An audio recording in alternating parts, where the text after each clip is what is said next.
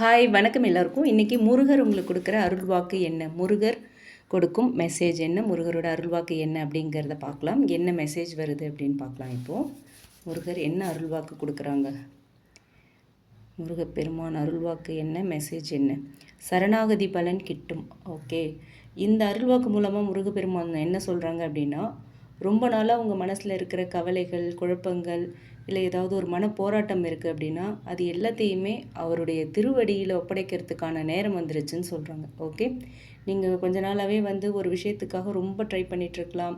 Love ரிலேஷன்ஷிப்பாக இருக்கலாம், மேரேஜாக இருக்கலாம், வேலையாக இருக்கலாம், பிஸ்னஸாக இருக்கலாம், இல்லை ஃபேமிலி ரிலேட்டடான இஷ்யூஸ் ஏதாவது உங்கள் மனசை போட்டு அழுத்திக்கிட்டே இருக்கலாம்.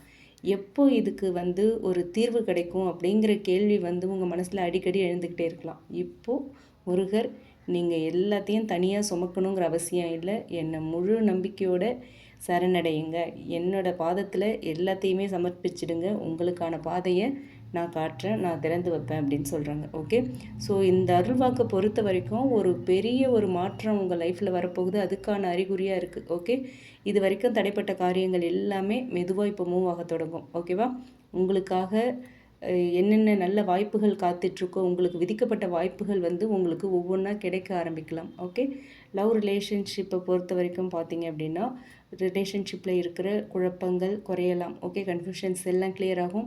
மனசில் இருந்த சந்தேகங்களுக்கு பதில் கண்டிப்பாக கிடைச்சிரும் உங்களுக்கு. ஓகேவா, பிரிஞ்சவங்க திரும்பவுமே பேசுகிறதுக்கான வாய்ப்பு இருக்குது.